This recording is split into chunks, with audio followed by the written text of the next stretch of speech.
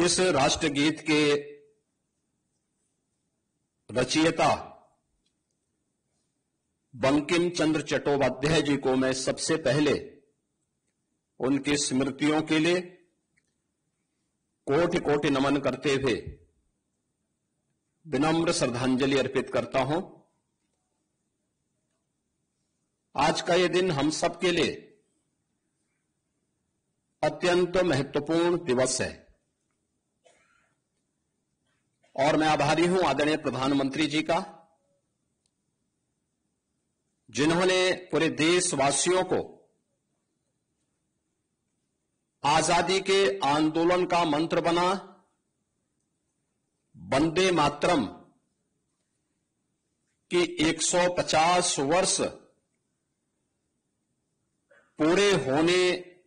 के इस दिवस को इस स्मृति दिवस के रूप में आयोजित करने के लिए देशवासियों को एक नई प्रेरणा दी। हम सब जानते हैं कि वंदे मातरम भारत की आजादी का एक अमर मंत्र बन गया था।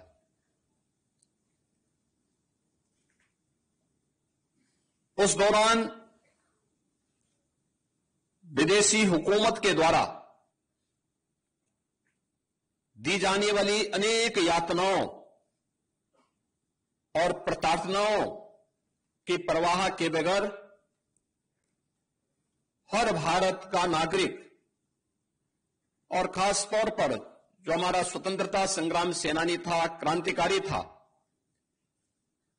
वह वंदे मातरम के इस गीत के साथ गांव-गांव में, नगर-नगर में प्रभात फेरी के माध्यम से भारत की सामूहिक चेतना के जागरण के इस अभियान के साथ जुड़ चुका था। सैकड़ों वर्षों से दबी हुई वे भावनाएं जो स्वयं आत्मबोध के भाव से मंत्रमुग्ध होकर के केवल गुलामी की उन बेड़ियों के बारे में भले ही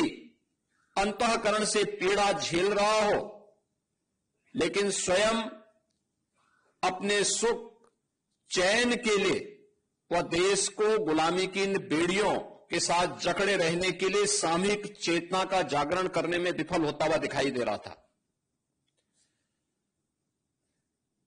आपके सामने कुछ उससे जुड़े हुए उदाहरण भी हैं। आपने देखा होगा, अगर आप 100 वर्ष पूर्व जब देश के अंदर आई महामारी के दौरान उस समय की बातों को और उस समय के पन्नों को उलटने का प्रयास करेंगे तो आप देखते होंगे कि उस कालखंड में भारत की आबादी कुल 30 करोड़ थी, लेकिन मरने वालों की, इस महामारी से मरने वालों की संख्या करोड़ों में थी। गांव के गांव साफ हो गए थे। स्वतंत्र भारत है, कोविड जैसी महामारी जो दुनिया की अब तक की सबसे बड़ी महामारी के रूप में जिसका संक्रमण पूरी दुनिया ने झेला है, इस महामारी के दौरान आपने देखा होगा कैसा शासन, कैसा प्रशासन अपनी जान की परवाह के बगैर अल्प वेतन भोगी कर्म कार्मिक भी प्रत्येक के मन में एक ही भाव था कि हमें हर हाल में इस बीमारी को नियंत्रित करना है, बीमारी के समाधान का रास्ता निकालना है, क्योंकि उस प्रकार की एक नेतृत्व जो भारत और भारतीयता के बारे में, अपने नागरिकों के बारे में एक संवेदनशील तरीके से सोच सकता हो, उस प्रकार के भावनाओं से उत्प्रोत हो, उसका परिणाम भी हम सबके सामने आया था। 1875 में रचा गया यह गीत कैसे देश के अंदर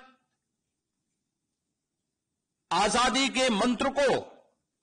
आगे बढ़ाने में सफल हुआ। यह किसी से छुपा हुआ नहीं,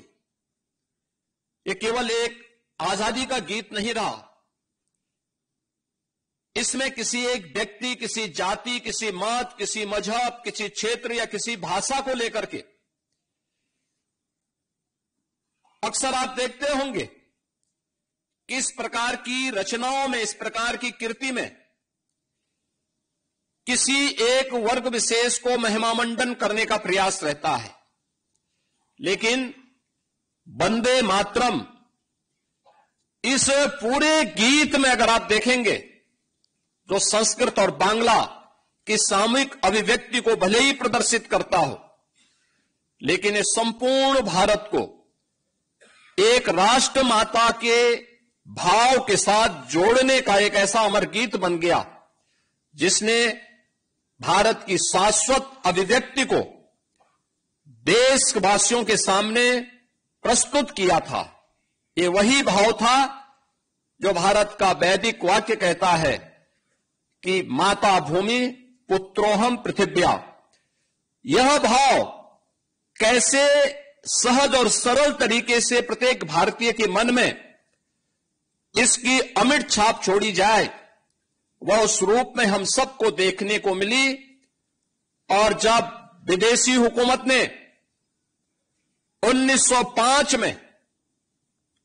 बंग भंग के माध्यम से भारत की भुजाओं को काटने का दुस्साहसिक निर्णय लिया था, उस समय भी इस गीत ने पूरे भारतवासियों को एकजुट होकर के इसका प्रतिकार करने की एक नई प्रेरणा दी। आपने देखा होगा उसके बाद के कालखंड में लगातार कोई भी क्रांतिकारी फांसी के फंदे को चूम रहा है, लेकिन उसके मुंह से एक ही मंत्र निकलता है, वह वंदे मातरम का। भारत की आजादी के आंदोलन के दौरान हम इस बात को देखते हैं कि जब भी कोई उस समय के स्वतंत्रता संग्राम सेनानियों ने कोई भी स्लोगन दिया, वंदे मातरम उसका हिस्सा बना। उन्होंने कोई फ्लैग दिया, वंदे मातरम उसका स्वर बना। वंदे मातरम भारत, संपूर्ण भारत की एक सामूहिक अभिव्यक्ति को प्रतिनिधित्व करते हुए पूरे देश को एकता के सूत्र में बांधने वाला एक ऐसा मंत्र बना, जब व्यक्ति जाति, मत और मजहब से ऊपर उठकर के अपने राष्ट्र के बारे में भी सोच सके। राष्ट्र प्रथम के भाव के साथ हम सबकी सामूहिक अभिव्यक्ति इस राष्ट्र माता के प्रति हो, यह भाव भी हर भारतीय के मन में इस गीत ने रचने का प्रयास किया। और हम सब आभारी हैं जो प्रधानमंत्री मोदी जी ने, जिसके बारे में हर भारतवासी के लिए कहा कि आप भारत की भक्ति और शक्ति के सामूहिक शाश्वत अभिव्यक्ति का एक स्वरूप है वंदे मातरम। और वंदे मातरम के इस अमर गीत के साथ उसके 150 वर्ष पूर्ण होने के उपलक्ष्य में आज हम सब न केवल इसके रचयिता, बल्कि इस गीत के द्वारा, जिसे 24 जनवरी 1950 को संविधान सभा ने भारत के राष्ट्र गीत के रूप में मान्यता दी, आज उसके स्मरण दिवस के अवसर पर सामूहिक वंदे मातरम गायन कार्यक्रम के साथ हम सब यहां पे जुड़ रहे हैं। आज के अवसर पर मैं केवल एक बात आप सबसे कहना चाहूंगा, केवल एक गायन नहीं, एक गीत नहीं, यह भले ही बंकिम चंद्र चट्टोपाध्याय के आनंद मठ के उस अमर उपन्यास पर आधारित है, जिन्होंने बंगाल और भारत के अंदर उस दौरान भूख से तड़पती हुई, अकाल से ग्रसित और अभाव से ग्रसित जनता के उन स्वरों को, जिसे बाद में सन्यासियों ने एक आंदोलन का रूप दिया, उस पर आधारित हो। लेकिन वास्तव में अमर गीत भारत को एक नई दिशा देने, भारत की सामूहिक चेतना को आगे बढ़ाने में सफल हुआ है। आज इसके 150 वर्ष पूर्ण हो रहे हैं और 150 वर्षों से अपने इन भावों को पूरे भारत का प्रतिनिधित्व देते हुए यह गीत आज भी पूरे भारत के अंदर एक नई राष्ट्रीयता का भाव पैदा करने में हमेशा सफल हुआ है। हम सब वंदे मातरम का हिस्सा हो सकते हैं। यह वंदे मातरम जो किसी उपासना विधि का आग्रह ही नहीं करता, हमें किसी जाति, किसी व्यक्ति के प्रति उसे महिमा मंडन करने के प्रति आग्रही नहीं बनाता, यह हम सबको हमारे कर्तव्यों के प्रति आग्रही जरूर बनाता है। यह हमारा कर्तव्य क्या, जो प्रधानमंत्री मोदी जी ने संविधान दिवस बाबा साहब भीमराव अंबेडकर के द्वारा 26 नवंबर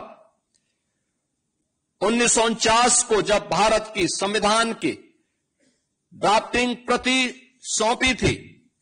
और उस अवसर पर उन्होंने इस बारे में कहा था, तब मोदी जी ने इसी बात को कहा कि हम अपने देश के अंदर रहते तो हैं, अधिकारों की बात तो करते हैं, लेकिन क्या कभी हमने अपने कर्तव्यों के बारे में भी स्मरण किया है? ये कर्तव्य जो हमारे वर्तमान को भी और भावी पीढ़ी के भविष्य को भी उज्जवल बना सके। और ये वंदे मातरम हमारे उसी कर्तव्य के प्रति, राष्ट्र माता के प्रति, हमारे कर्तव्यों के प्रति भी हमें आग्रही बनाता है। याद करना, जब एक शिक्षक अपने छात्र को संस्कारवान बनाता है, जब एक जवान विपरीत परिस्थितियों का सामना करते हुए भी सर्दी गर्मी की परवाह के बगैर भी देश की सीमाओं की रक्षा करने के लिए अडिग खड़ा होता है। मैंने विपरीत परिस्थितियों की बात इसलिए कही कि सियाचिन ग्लेशियर में जो जवान खड़ा होगा वहां पे टेम्परेचर -40 तक होगा, लेकिन मई जून में राजस्थान के रेगिस्तान में जो जवान भारत की सीमाओं की रक्षा कर रहा होगा, वहां पे 55 डिग्री टेम्परेचर में भी वह व्यक्ति गर्मी की परवाह के बगैर लगातार सीमाओं की सुरक्षा के लिए जूझता है। जब एक जवान सही मन से अपने देश की सीमाओं की सुरक्षा करता है, जब एक किसान अपनी खेती की उर्वरता को मजबूती के साथ आगे बढ़ाते हुए देश के नागरिकों के लिए अन्न उत्पादन करता है, और जब भारत का हर नागरिक स्वार्थ से ऊपर उठ करके अपने कर्तव्यों के मार्ग पर आगे बढ़ता है, तो सही मायने में वह वंदे मातरम का ही गान कर रहा होता है। और यही वंदे मातरम के प्रति हम सबका दायित्व बनता है, यही हमारा वंदे मातरम है। आज के इस अवसर पर मैं एक बार फिर से वंदे मातरम के जैसे अमर गीत के रचयिता बंकिम चंद्र चट्टोपाध्याय को उनकी इस अमर कृति के लिए प्रदेशवासियों की ओर से कोटि कोटि नमन करते हुए विनम्र श्रद्धांजलि अर्पित करता हूं। और आप सबसे इस बारे में आग्रह करूंगा कि उत्तर प्रदेश पिछले 8 वर्ष में जिन ऊंचाइयों की ओर अग्रसर हुआ है, यह हमारे कर्तव्यों की ही एक अभिव्यक्ति है। और यह उस अभिव्यक्ति को आगे बढ़ाने के लिए जो वंदे मातरम के माध्यम से हमारे पूर्वजों ने हमें दिया था, उन सब के प्रति हम सब की विनम्र श्रद्धांजलि भी है। मैं आज के इस अवसर पर एक बार फिर से पूरे प्रदेशवासियों को वंदे मातरम के 150 वर्ष पूर्ण होने पर आयोजित इस स्मृति महोत्सव के कार्यक्रम में हृदय से बधाई देता हूं और इस कृति के अमर रचयिता बंकिम चंद्र चट्टोपाध्याय को विनम्र श्रद्धांजलि अर्पित करता हूं। धन्यवाद। जय हिंद।